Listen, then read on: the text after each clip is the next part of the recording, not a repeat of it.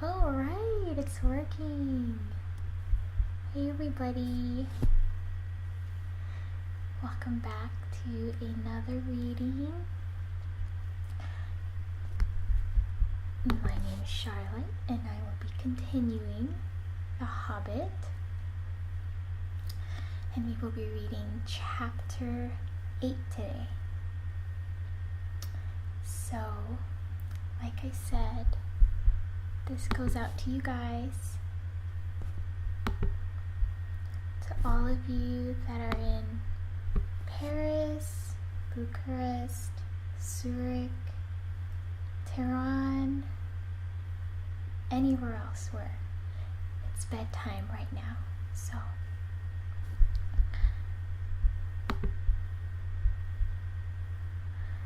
I hope you guys enjoy this. And let me know if you can hear me okay.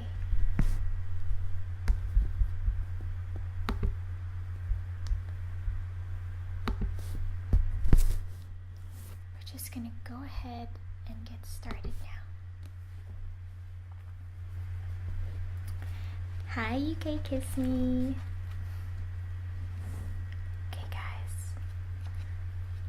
Feel free to get comfortable in your bed while we continue.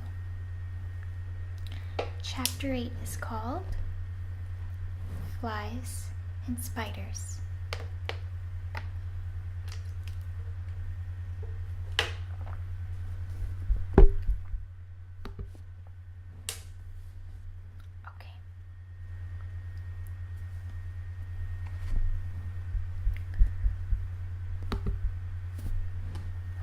Page 153.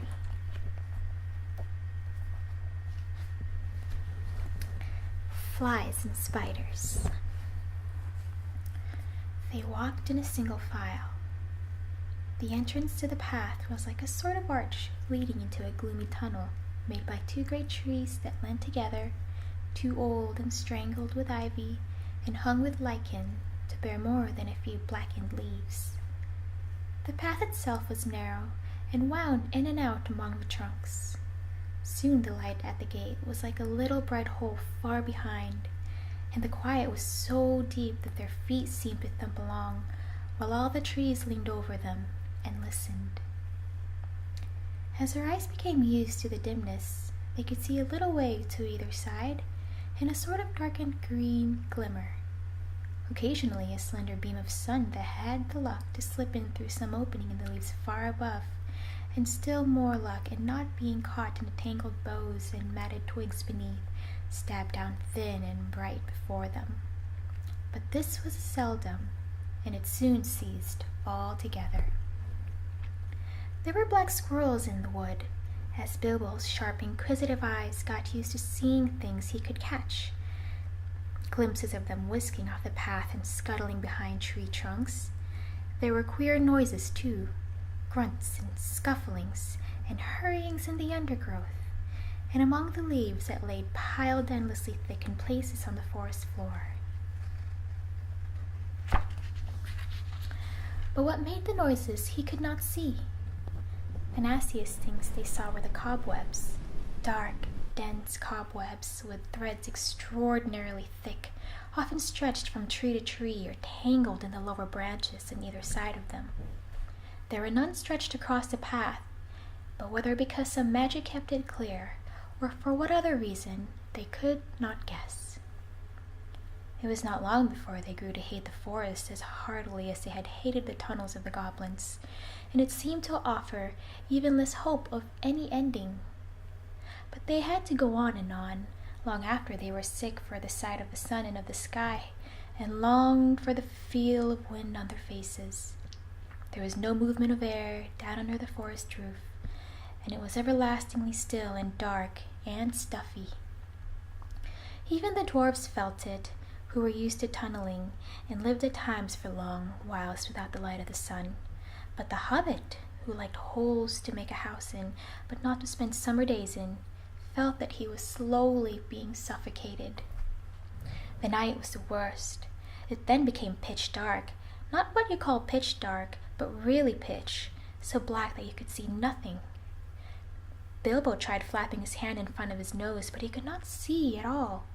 Well, perhaps it is not true to say that they could see nothing. They could see eyes. They slept all closely huddled together, and took it in turn to watch, and when it was Bilbo's turn, he would see gleams in the darkness round them, and sometimes pairs of yellow or red-green eyes would stare at him from a little distance, and then slowly fade and disappear, and slowly shine out again in another place. And sometimes they would gleam down from the branches just above him, and that was most terrifying. But the eyes that he liked the least were horrible, pale, bulbous sort of eyes. Insect eyes, he thought.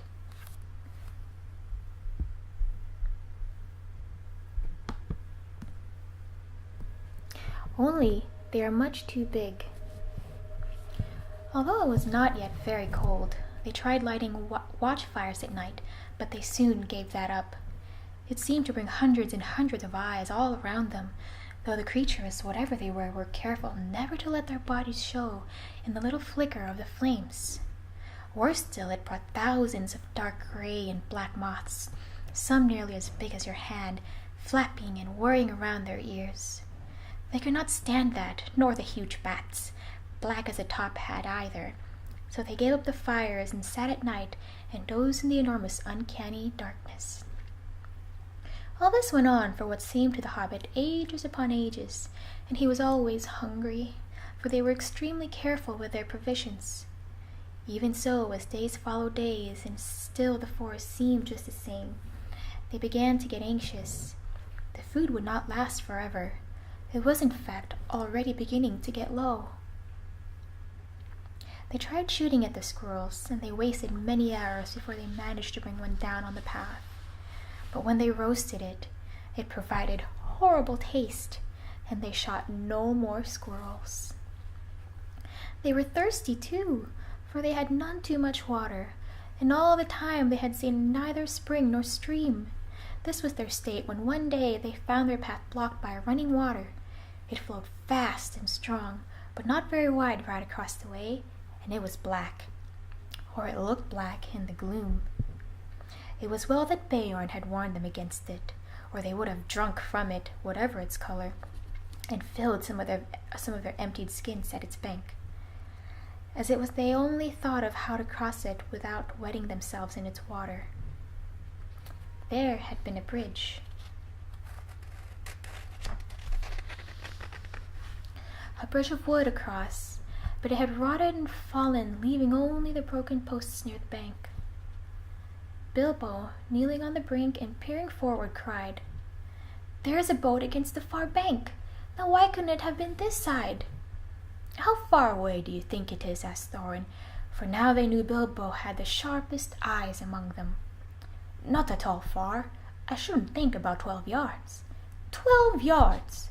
I should have thought it was 30 at least, but my eyes don't see as well as they used 100 years ago. Still, 12 yards is as good as a mile. We can't jump it, and we daren't try to wade or swim." "Can any of you throw a rope?" "What's the good of that? The boat is sure to be tied up even if we could hook it, which side out." "I don't believe it's tied," said Bilbo, "though of course I can't be sure in this light, but it looks to me as if it was just drawn up on the bank, which is low just there where the path goes down into the water."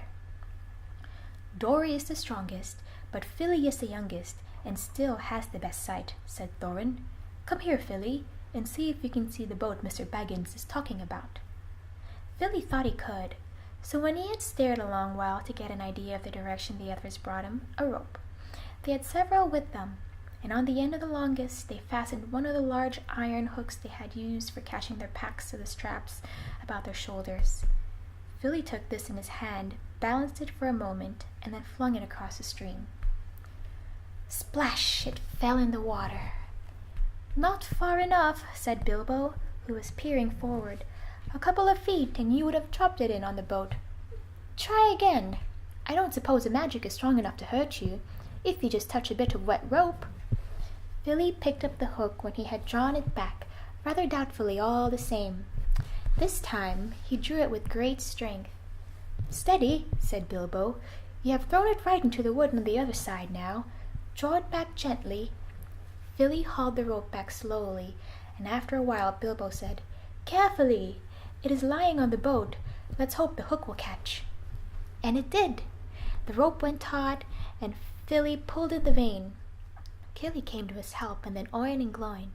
They tugged, and suddenly they all fell over on their backs. Bilbo was on the lookout, however, caught the rope, and with a piece of stick fended off a little black boat as it came rushing across the stream.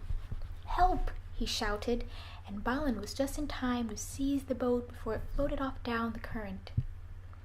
"It was tied, after all," he said, looking at the snapped painter that was still dangling from it. "That was a good pull, my lads, and a good job that our rope was stronger." "Who'll cross first?" said Bilbo. "I shall," said Thorin, "and you will come with me, and Philly and Balin. That's as many as a boat will hold at a time. After that, Killy and Oin and Gloin and Dori, next Ori and Nori, Buffer and Buffer, and last Dwalin and Bomba." "I'm always last, and I don't like it," said Bomba. "It's somebody else's turn today." "You should not be so fat. As if you are. You must be with the light and lightest boatload. Don't start grumbling against orders, or something bad will happen to you." Hey Severine, hey Joaquin, thanks for stopping by. "There aren't any oars. How are you going to push the boat back into the far bank?" asked the Hobbit. "Give me another length of rope and another hook," said Philly, and when they had got it ready, he cast it into the darkness ahead and as high as he could throw it.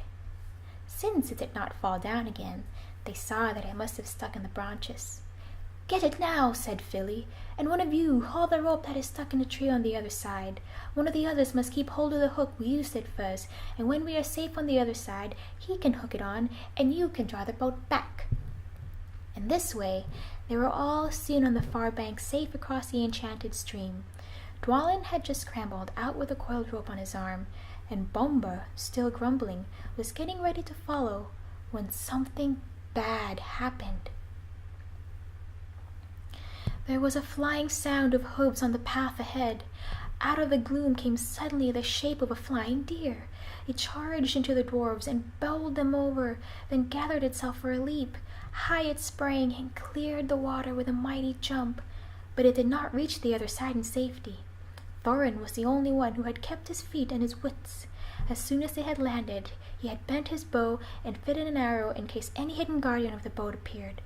Now he sent a swift and sure shot into the leaping beast. As it reached the further bank, it stumbled. The shadow swallowed it up, but they heard the sound of hoofs quickly falter, and then go still.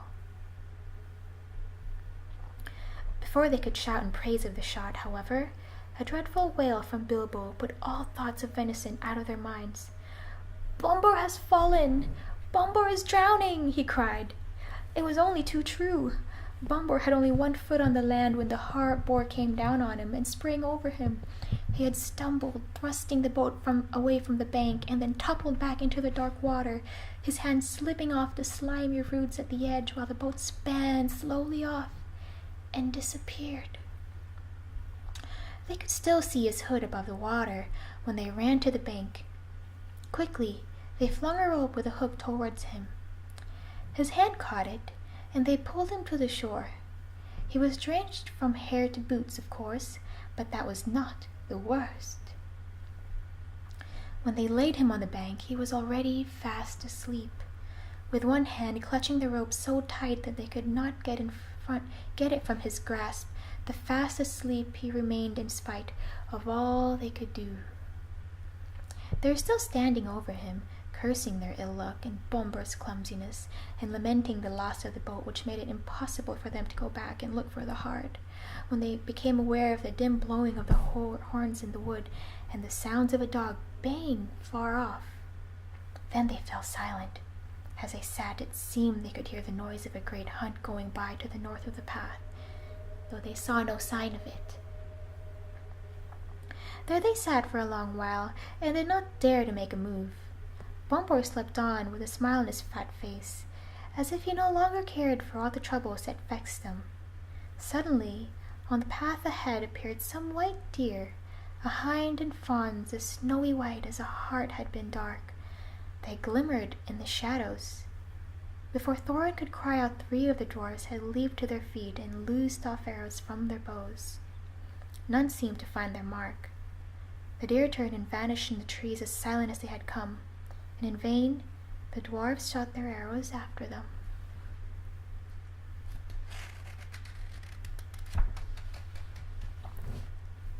"Stop! Stop!" shouted Thorin, but it was too late. The excited dwarfs had wasted their last arrows, and now the bows that Beorn had given them were useless. They were a gloomy party that night, and the gloom gathered still deeper on them in the following days. They had crossed the enchanted stream, but beyond it the path seemed to struggle on just as before, and in the forest they could see no change. Yet if they had known more about it, and considered the meaning of the hunt, and the white deer that had appeared upon their path, they would have known that they were at last drawing towards the eastern edge, and would soon have come, if they could have kept up their courage and hope, to thinner trees and places where the sunlight finally came again. But they did not know this, and they were burdened with a heavy body of bombor, which they had to carry along with them as best as they could, taking the wearisome task in turns of 4, each while the others shared their packs. If these had not become all too light in the last few days, they would never have managed. But a slumbering and smiling bombor was a poor exchange for packs filled with foods, however heavy. In a few days a time came when there was practically nothing left to eat or drink. Nothing wholesome could they see growing in the wood, only funguses and herbs with pale leaves, an unpleasant smell. About 4 days from the enchanted stream, they came to a part where most of the trees were beeches. They were at first inclined to be cheered by the change, for here there was no undergrowth, and the shadow was not so deep. There was a greenish light about them, and in places they could see in some distances to either side of the path. Yet the only light showed them endless lines of straight gray trunks, like the pillars of some huge twilight hall. There was a breath of air and a noise of wind, but it had a sad sound. A few leaves came rustling down to remind them that outside autumn was coming on.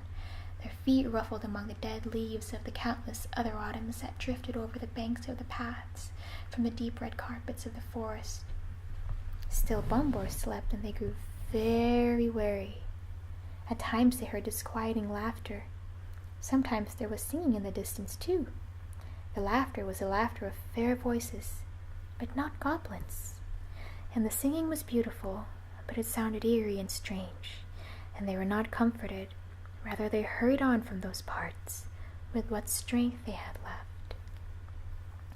2 days later, they found their path going downwards, and before long they were in a valley filled almost entirely with a mighty growth of oaks. "Is there no end to this accursed forest?" said Thorin. "Somebody must climb a tree and see if he can get his head above the roof and have a look around. The only way is to choose the tallest tree that overhangs the path." Of course somebody meant Bilbo. They chose him to be of any use. The climber must get his head above the topmost leaves, and so he must be light enough for the highest and slenderest branches to bear him.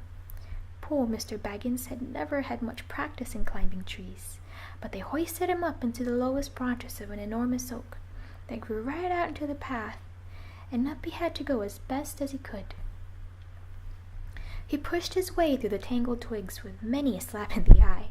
He was greened and grimed from the old bark of the greater boughs. More than once he slipped, and caught himself just in time. And at last, after a dreadful struggle in a difficult place where there seemed to be no convenient branches at all, he got near the top.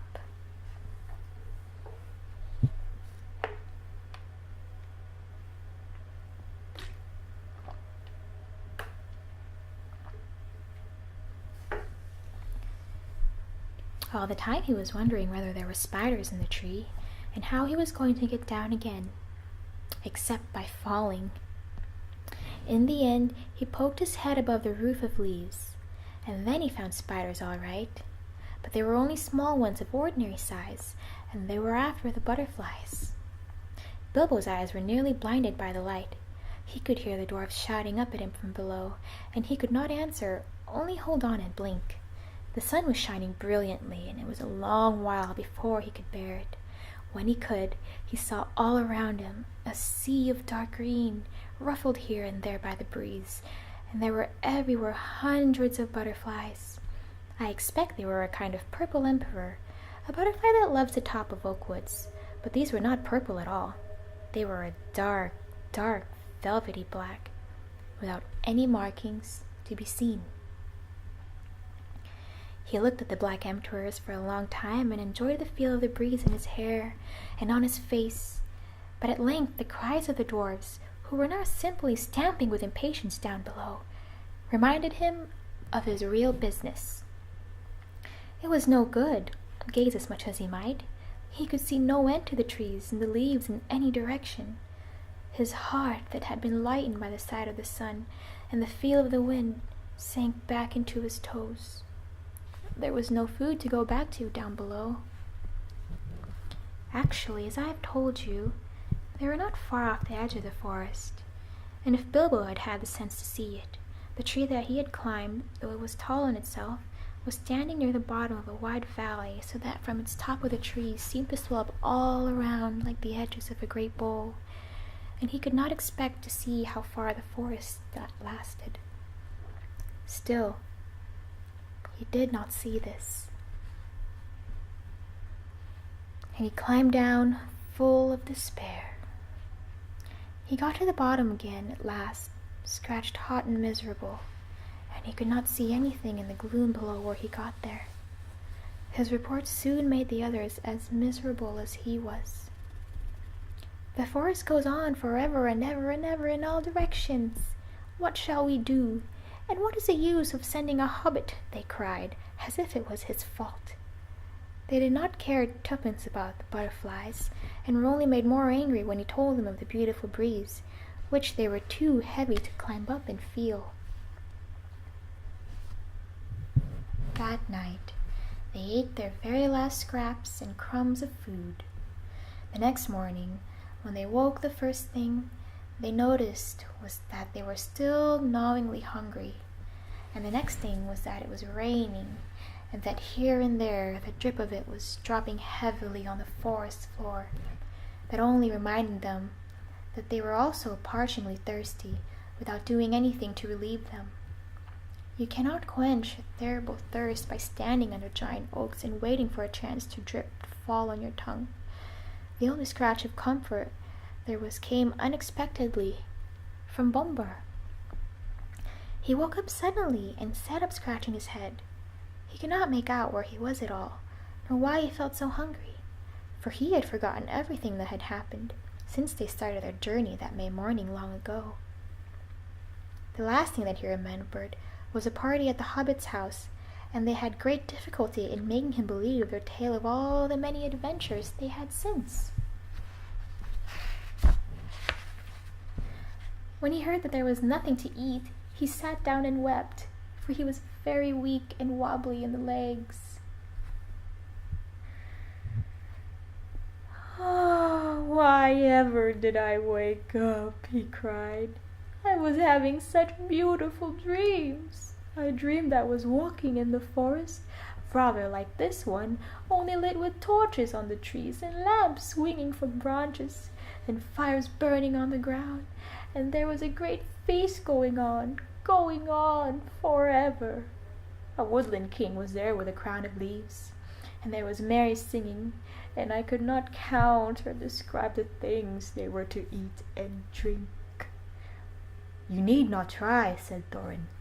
"In fact, if you can't talk about something else, you had better be silent. We are quite annoyed enough with you as it is. If you hadn't waked up, we should have left you to your idiotic dreams in the forest. You are no joke to carry after weeks of shortcomings."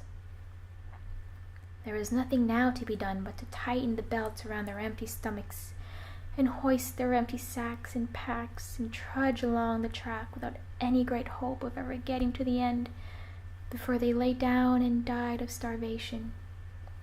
This they did all that day, going very slowly and warily, while Bumble kept on wailing that his legs would not carry him and that he wanted to lie down and sleep. "No, you don't," they said. "Let your legs take their share. We have carried you far enough." All the same, he suddenly refused to go a step further and flung himself on the ground.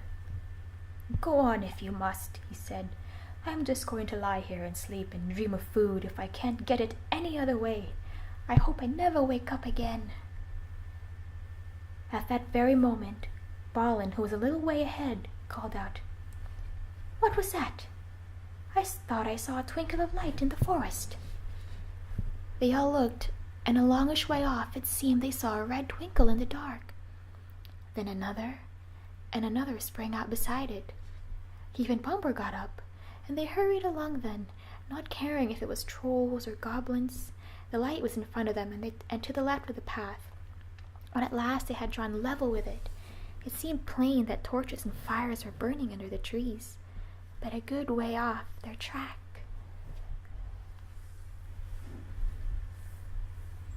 "It looks as if my dreams were coming true," gasped Bumble, puffing up behind. He wanted to rush straight off into the wood after the lights, but the others remembered only too well the warnings of the wizard and of Beorn. "A feast would be no good if we got back alive from it, if we never got back alive from it," said Thorin. "But without a feast we shan't remain alive much longer anyway," said Bumble, and Bilbo heartily agreed with him. They argued about it backwards and forwards for a long while, until they agreed at length to send out a couple of spies to keep near the lights and find out more about them. But then they could not agree on who was to be sent. No one seemed anxious to run the chance of being lost and never finding his friends again. In the end, in spite of warnings, hunger decided them. Because Bumble kept on describing all the good things that were being eaten, according to his dream in the woodland feast, so they all left the path and plunged into the forest together. After a good deal of creeping and crawling, they peered around the trunks and looked into a clearing where some trees had been felled and the ground leveled. There were many people there, elvish-looking folk, all dressed in green and brown, and sitting on sun rings of the felled trees in the great circle. There was a fire in their midst, and there were torches fastened to some of the trees round about, but most splendid sight of all, they were eating and drinking and laughing merrily. The smell of the roast meats was so enchanting that without waiting to consult one another, every one of them got up and scrambled forwards into the ring with the one idea of begging for some food. No sooner had the first stepped into the clearing than all the lights went out as if by magic. Somebody kicked the fire, and it went up in the rockets of the glittering sparks and vanished. They were lost in a completely lightless dark, and they could not even find one another, not for a long time, at any rate.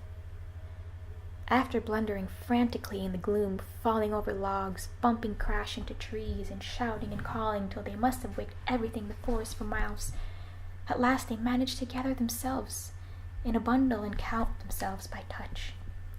By that time they had, of course, quite forgotten in what direction the path lay, and they were all hopelessly lost, at least until morning. There was nothing for it but to settle down for the night where they were. They did not even dare to search on the ground for scraps of food, for fear of becoming separated again. But they had not been lying long, and Bilbo was only just getting drowsy when Dori, whose turn it was to watch first, said in a loud whisper, "The lights are coming out again over there, and more than ever of them." Up they all jumped. There, sure enough, not far away were scores of twinkling lights, and they heard the voices and the laughter quite plainly. They crept slowly towards them in a single line, each touching the back of the one in the front. When they got near, Thorin said, "No rushing forward this time. No one is to stir from hiding till I say. I shall send Mr. Baggins alone first to talk to them. They won't be frightened of him." "What about me of them?" thought Bilbo. "And anyway, I hope they won't do anything nasty to him." When they got to the edge of the circle of lights, they pushed Bilbo suddenly from behind. Before he had time to slip on his ring, he stumbled forward out into the full blaze of the fire and torches. It was no good. Out went all the lights again, and the complete darkness fell. If it had been difficult enough collecting themselves before, it was far worse this time, and they simply could not find the Hobbit. Every time they counted themselves, it only made 13. They shouted and called, "Bilbo Baggins! Hobbit! You dratted Hobbit! Hey! Hobbit, confusticate you! Where are you?" The other things of that sort were said, but there was no answer. They were just giving up hope when Dory stumbled across him by sheer luck. In the dark, he fell over what he thought was a log, and he found it was the Hobbit, curled up and fast asleep. It took a deal of shaking to wake him, and when he was awake, he was not pleased at all. "I was having such a lovely dream," he grumbled, "all about having the most gorgeous dinner." "Good heavens, he has gone like Bumbo," they said. "Don't tell us about dreams. Dream dinners aren't any good, and we can't share them." "They are the best I am likely to get in this beastly place," he muttered, as he lay down beside the dwarves and tried to go back to sleep and find his dream again.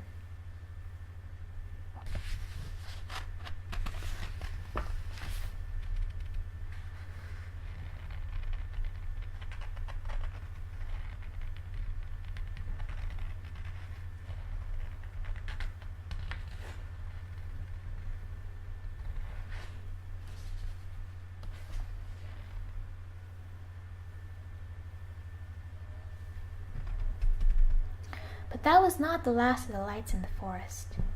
Later, when the night must have been getting old, Killy, who was watching them, came and roused them all again, saying, "There's a regular blaze of light begun not far away. Hundreds of torches and many fire must have been lit suddenly, and by magic. And hark to the singing in the harps." After lying and listening for a while, they found they could not resist the desire to go nearer and try once more to get help. Up they got again, and this time the result was disastrous.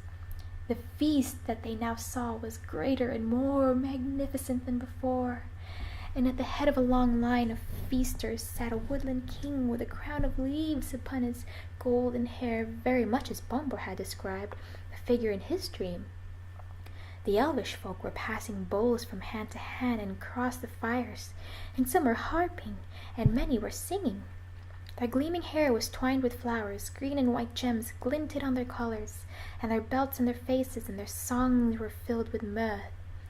Loud and clear the fair were those songs, and out stepped Thorin into their midst.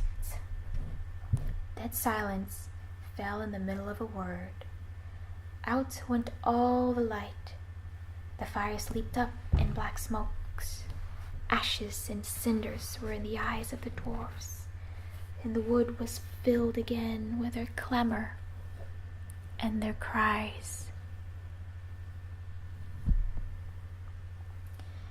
Bilbo found himself running round and round as he thought, and calling, "Dory, Nori, Ori, Oin, Gloin, Filly, Killy, Bombur, Bifur, Bofur, Dwalin, Balin, Thorin Oakenshield," while people he could not see or feel were doing the same all around him, with the occasional "Bilbo" thrown in. But the cries of the others got steadily further and fainter, and though after a while it seemed to him they changed to yells and cries for help in the far distance, all noise at last died right away, and he was left alone in the complete silence and darkness. How's my British accent? Sierra, I hope this helps you concentrate before class. It's definitely helped me.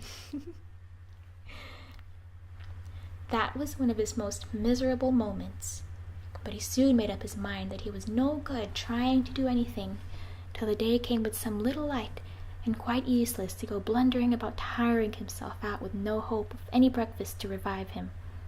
So he sat himself down with his back to a tree, and not for the last time fell to thinking of his far distant Hobbit hole with its beautiful pantries. He was deep in thoughts of bacon and eggs and toast and butter when he felt something touch him.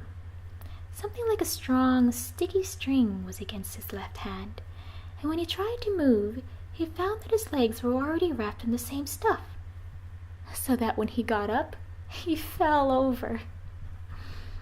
Then the great spider, who had been busy tying him up while he dozed, came from behind him and came at him. He could not only see the thing's eyes, but he could feel its hairy legs as it struggled to wind its abominable threads round and round him. It was lucky that he had come to his senses in time. Soon he would not have been able to move at all. As it was, he had a desperate fight before he got free. He beat the creature off with his hands. It was trying to poison him to keep him quiet. All small spiders do to flies, until he remembered his sword and drew it out. Then the spider jumped back, and he had time to cut his legs loose. After that, it was his turn to attack. The spider evidently was not used to things that carried such stings at their sides, or it would have hurried away quicker. Bilbo came at it before it could disappear, and stuck it with his sword right in the eyes. Then it went mad and leaped and danced and flung out its legs in horrible jerks until he killed it with another stroke. And then he fell down and remembered nothing more for a long while. There was the usual dim gray light of the forest day about him when he came to his senses. The spider lay dead beside him, and his sword blade was stained black. Somehow the killing of the giant spider, all alone by himself in the dark, without the help of the wizard or the dwarves, or of anyone else, made a great difference to Mr. Baggins. He felt a different person, and much fiercer and bolder, in spite of an empty stomach, as he wiped his sword on the grass and put it back into its sheath. "Love you, Vale." "I will give you a name," he said to it, "and I shall call you Sting." After that, he set out to explore.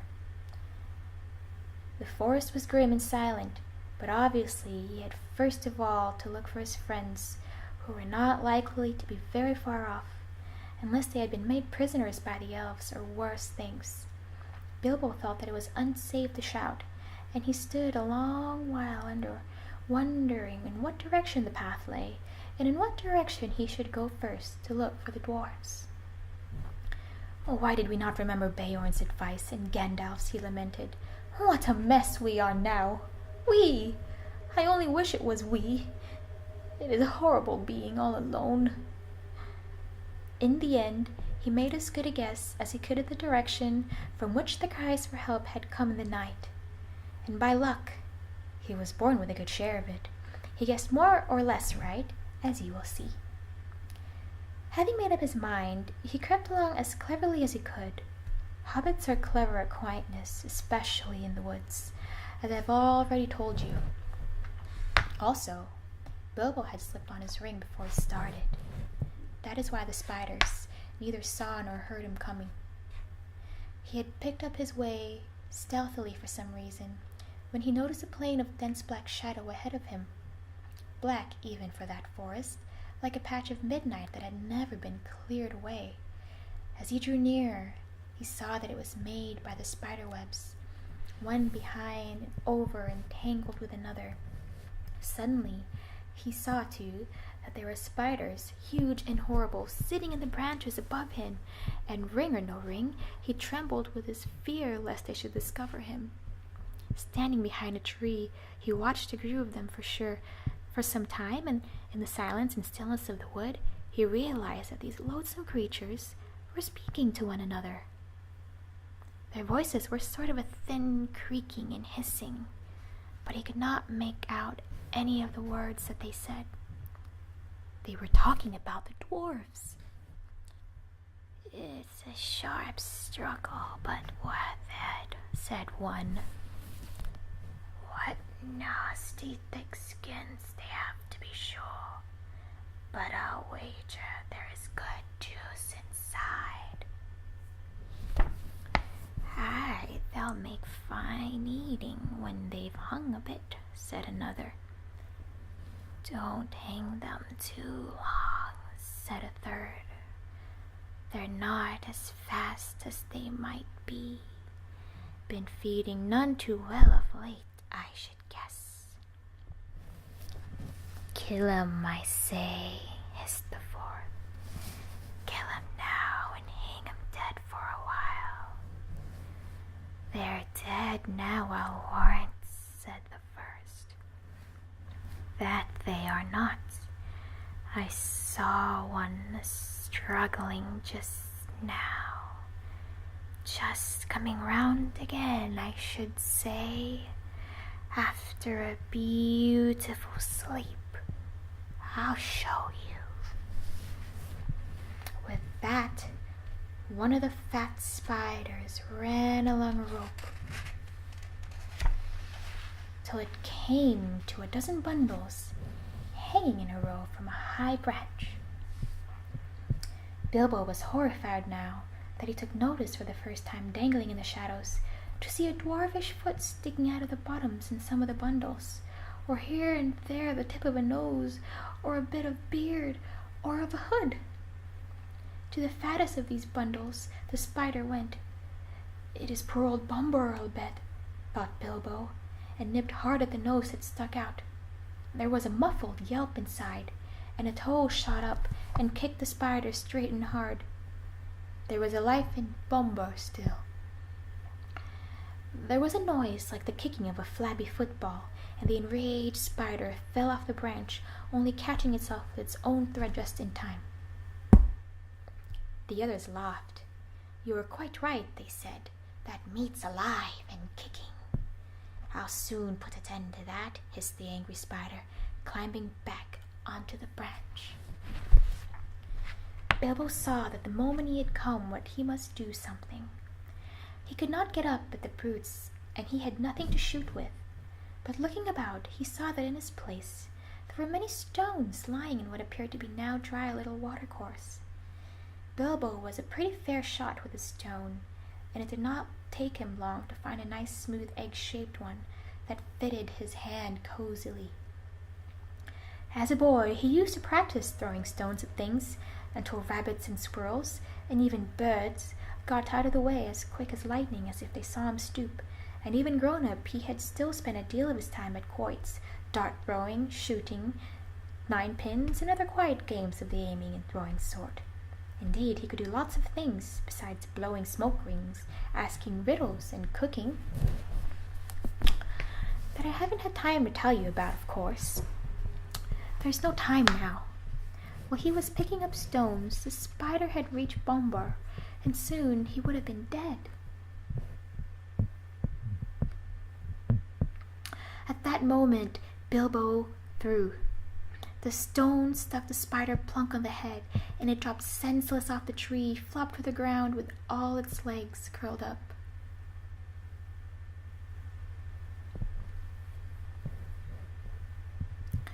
The next stone went whizzing through a big web, snapping its cords and taking off the spider sitting in the middle of it. Whack! He's dead. After that, there was a deal of commotion in the spider colony, and they forgot the dwarves for a bit, I can tell you.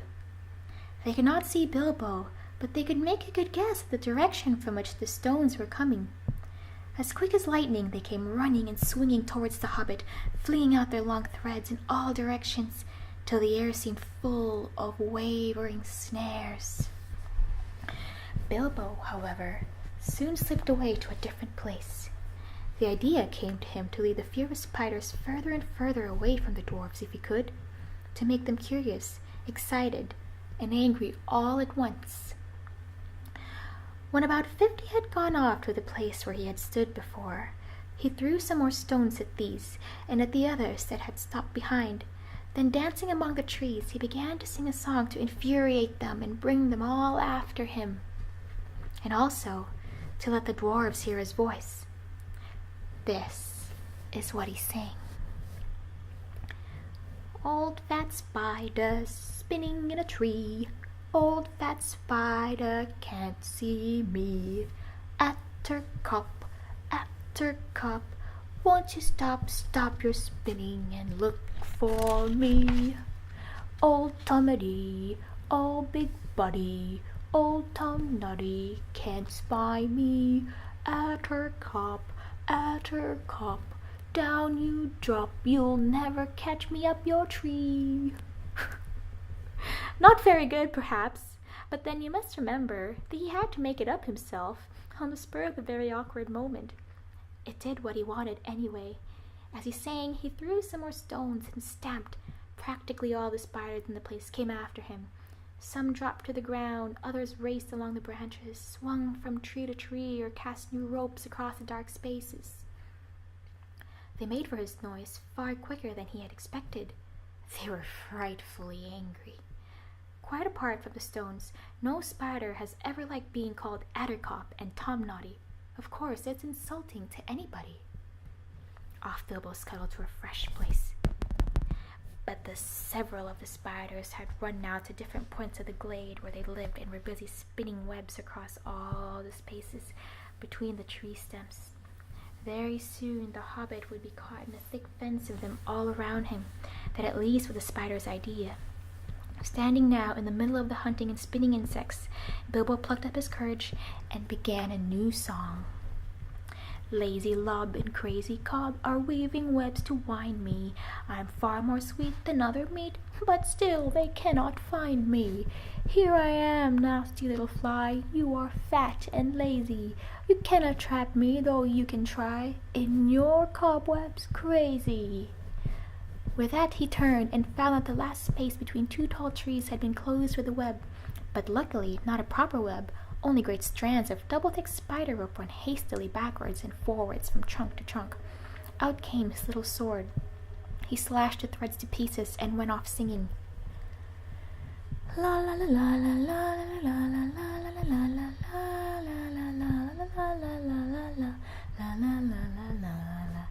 The spider saw the sword, though I don't suppose he knew what it was, and at once the whole lot of them came hurrying after the Hobbit along the ground and the branches, hairy legs waving, nippers and spinners snapping, eyes popping, full of froth and rage.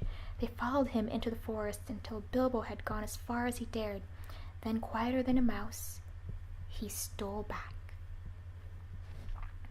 He had precious little time, he knew, before the spiders were disgusted and came back to their trees where the dwarves were hung.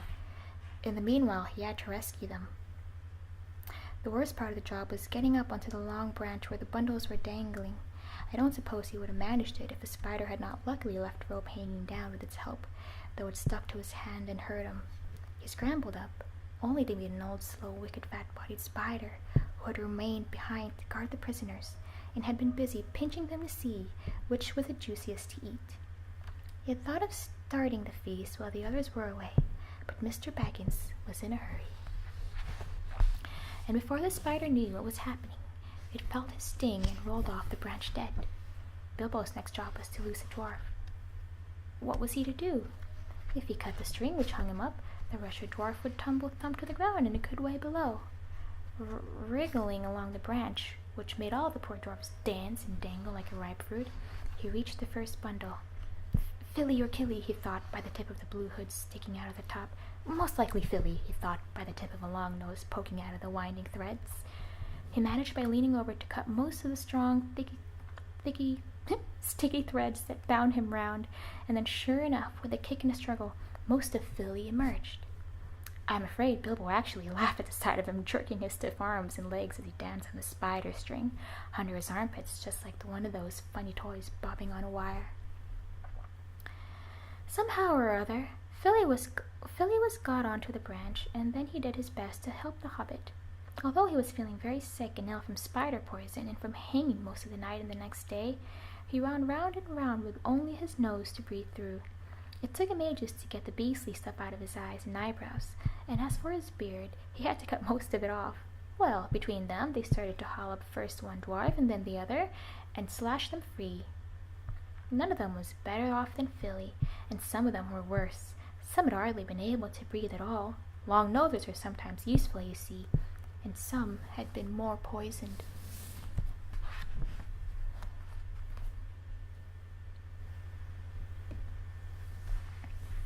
In this way they rescued Killy, Bifur, Bofer, Dory, Nori. Poor old Bomber was so exhausted. He was a fattest and had been constantly pitched and poked that he just rolled off the branch and fell plop onto the ground, fortunately onto the leaves, and lay there. But there were still 5 dwarves hanging at the end of the branch when the spiders began to come back, more full of rage than ever. Bilbo immediately went to the end of the branch nearest the tree trunk and kept back those that crawled up. He had taken off his ring when he rescued Philly and forgotten to put it on again, so now they all began to splutter and hiss. "Now we see you, you nasty little creature. We will eat you and leave your bones and skin hanging on a tree. Ugh, he's got a sting, has he? Well, we'll get him all the same. Then we'll hang his head downwards for a day or 2. While this was going on, the other dwarves were working at the rest of the captives and cutting at the threads with their knives. Soon all would be free, though it was not clear what would happen after that. The spiders had caught them pretty easily the night before, but they had been unawares and in the dark. This time, there looked like being a horrible battle. Suddenly, Bilbo noticed that some of the spiders had gathered round old Bumber on the floor and had tied him up against and were dragging him away. He gave a shout and slashed at the spiders in front of him.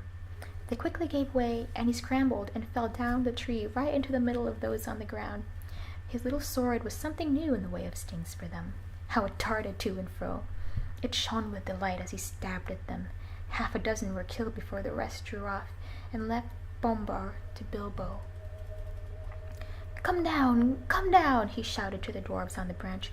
Don't stay up there and be netted, for he saw spiders swarming up all the neighboring trees.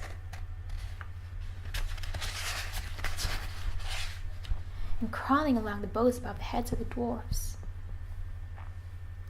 Down the dwarves scrambled or jumped or dropped, 11 all in a heap. Most of them were very shaky and little use on their legs. There they were at last, 12 of them counting poor old Bumber, who was being propped up on either side by his cousin Bifur and his brother Bofer, and Bilbo was dancing about and waving his sting, and hundreds of angry spiders were goggling at them all around and about and above. It looked pretty hopeless. Then the battle began. Some of the dwarfs had knives and some had sticks. All of them could get at stones, and Bilbo had his elvish dagger. Again and again the spiders were beaten off. Many of them were killed, but it could not go on for long. Bilbo was nearly tired out. Only 4 of the dwarves were able to stand firmly, and soon they would all be overpowered like weary flies. Already the spiders were beginning to weave their webs all around them from tree to tree. In the end, Bilbo could think of no plan except to let the dwarves into the secret of his ring. He was rather sorry about it, but it could not be helped. I'm going to disappear, he said. I shall draw the spiders off, if I can, and you must keep together and make in the opposite direction. To the left there. That is more or less the way towards the place where we last saw the elf fires. It was difficult to get them to understand. What with their dizzy heads and the shouts and the whacking of the sticks and the throwing of the stones. But at last Bilbo felt he could delay no longer. The spiders were drawing their circle ever closer. He suddenly slipped on his ring, and to the great astonishment of the dwarves, he vanished. Soon there came the sound of Lazy Lob and Attercop from among the trees away on the right. That upset the spiders greatly. They stopped advancing and summoned off in the direction of the voice. — Attercop made them so angry that they lost their wits.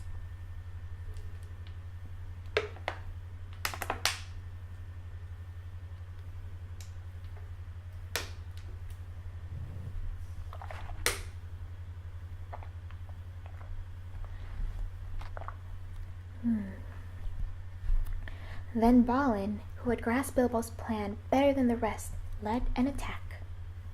The dwarves huddled together in a knot, and sending a shower of stones, they drove at the spiders on the left and burst through the ring. Away behind them now, the shouting and singing suddenly stopped. Hoping desperately that Bilbo had not been caught, the dwarves went on. Not fast enough, though. They were sick and weary, and they could not go much better than a hobble and a wobble, though many of the spiders were close behind. Poor dwarves. Every now and then they had to turn and fight the creatures that were overtaking them, and already some spiders were in the trees above them and throwing down their long, clinging threads. Things were looking pretty bad again, when suddenly Bilbo reappeared and charged into the astonished spiders unexpectedly from the side. Go on, I will do the stinging." And he did. He darted backwards and forwards, slashing at spider threads, hacking at their legs, and stabbing at their fat bodies if they came too near. The spiders swelled with rage and spluttered and frothed and hissed out horrible curses, but they had become mortally afraid of Sting, and dared not come very near, now that he had come back. So curse as they would, the prey moved slowly but steadily away. It was a most terrible business, and seemed to take hours. But at last, just when Bilbo felt that he could not lift his hand for a single stroke more, the spiders suddenly gave up and followed them no more. They went back, disappointed, to their dark colony. The dwarfs had noticed that they had come to the edge of a ring where elves' fires had been, whether it was one of those that they had seen the night before. They could not tell, but it seemed that some good magic lingered in some spots, which the spiders did not like. At any rate, the light was greener, and the boughs less thick and threatening, and they had a chance to rest and draw a breath.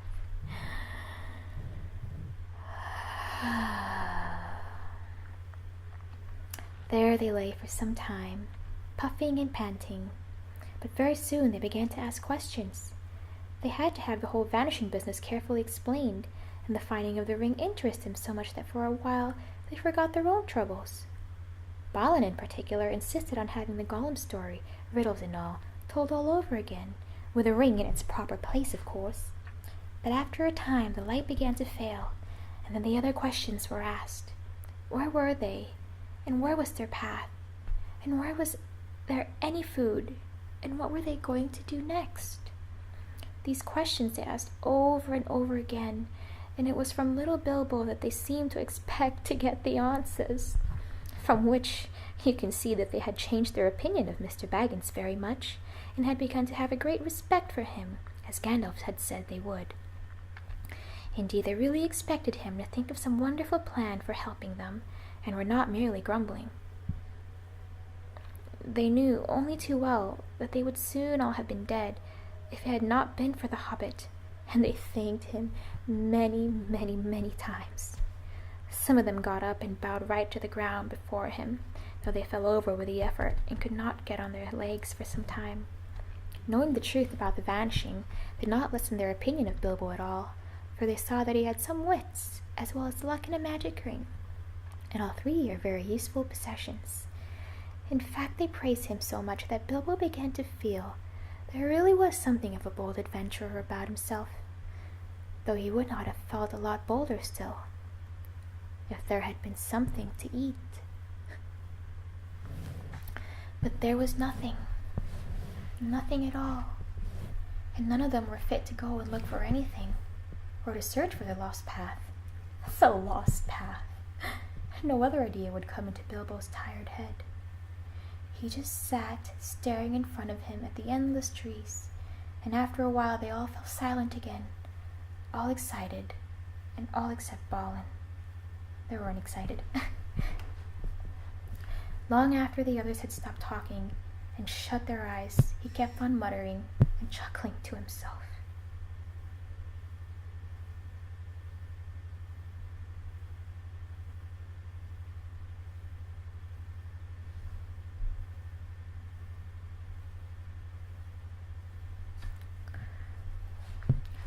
Gollum! Well, I'm blessed. So that's how he sneaked past me, is it? Now I know. Just crept quietly along, did you, Mr. Baggins? Buttons all over the doorstep. Good old Bilbo. Bilbo, Bilbo, bo, bo, bo. And then he fell asleep, and there was complete silence for a long while. All of a sudden, Dwalin opened an eye and looked round at them. "Where is Thorin?" he asked. It was a terrible shock. Of course, there were only 13 of them. 12 dwarves and the Hobbit. Where indeed was Thorin? They wondered what evil fate had befallen him, magic or dark monsters, and shuddered as they lay lost in the forest. There they dropped off one by one into uncomfortable sleep full of horrible dreams as evening wore to black night, and there we must leave them for the present, too sick and weary to set guards or to take turns at watching. Thorin had been caught much faster than they had. You remember Bilbo falling like a log into sleep as he slept into a circle of light. The next time it had been Thorin who stepped forward, and as the lights went out, he fell like a stone enchanted. All the noise of the dwarves lost in the night. Their cries and the spiders caught them and bound them, and all the sounds of the battle next day had passed over him unheard. Then the wood elves had come to him and bound him and carried him away. The feasting people were wood elves, of course. These are not wicked folk. If they have a fault, it is distrust of strangers. Though their magic was strong, even in those days they were wary. They differed from the high elves of the West, and were more dangerous and less wise. For most of them, together with their scattered relations in the hills and the mountains, were descended from the ancient tribes that never went to ferry in the West. There the light elves and the deep elves and the sea elves went and lived for ages, and grew fairer and wiser and more learned, and invented their magic and their cunning craft in the making of beautiful and marvelous things, before some came back into the wide world. In the wide world, the wood elves lingered in the twilight of our sun and moon, but loved best the stars, and they wandered in the great forest that grew tall in the lands that are now lost.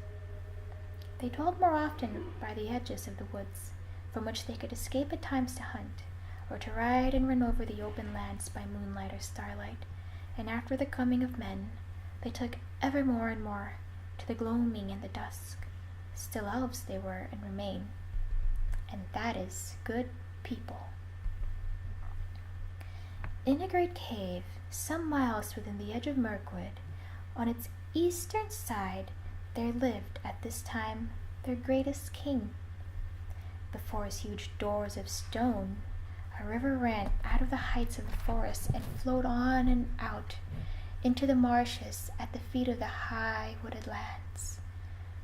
This great cave, from which countless smaller ones opened out on every side, wound far underground and had many passages and wide halls, but it was lighter and more wholesome than any goblin dwelling, and neither so deep nor so dangerous. In fact, subjects of the king most lived and hunted in the open woods, and had houses or huts on the ground and in the branches. The beeches were their favorite trees. The king's cave was his place, his palace, and the strong place of his treasure, and the fortress of his people against their enemies. It was also the dungeon of his prisoners, so to the cave they dragged Thorin, not too gently, for they did not love dwarves, and thought he was an enemy. In ancient days they had wars with some of the dwarves, whom they accused of stealing their treasure. It is only fair to say that the dwarves gave a different account, and said that they only took what was their due, for the elf king had bargained with them to shape his raw gold and silver, and had afterwards refused to give them their pay.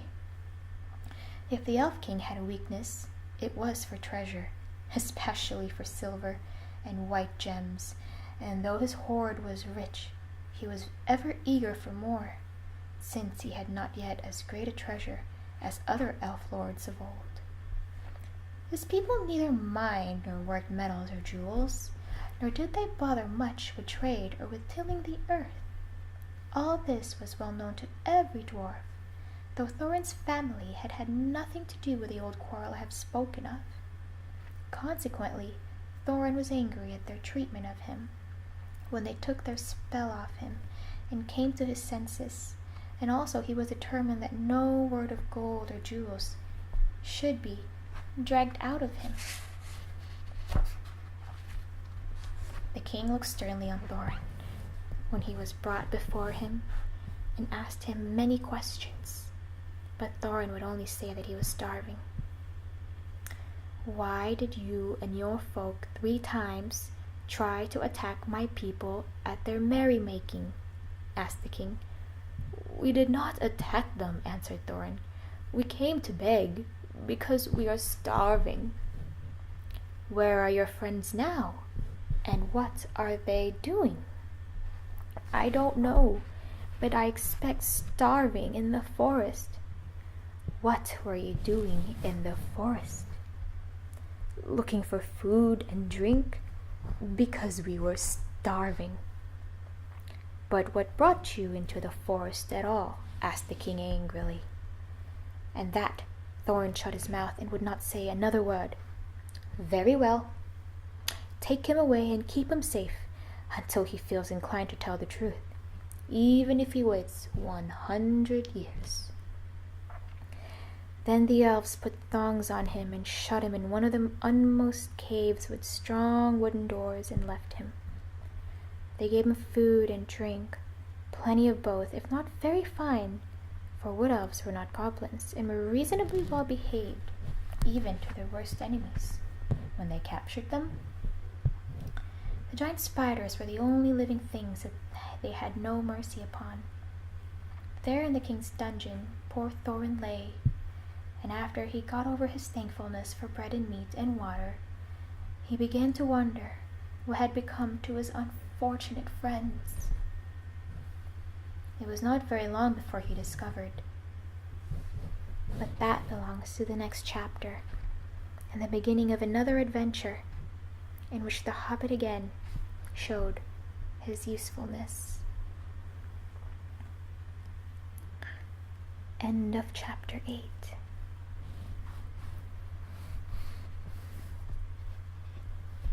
Thank you guys for joining me on this lovely book reading. I hope I relaxed you while shared a very lovely story with you. Feel free to share this if you think it may inspire anyone. Have a great evening, day, afternoon, whatever time it is, wherever you guys are. And I will see you guys in another video.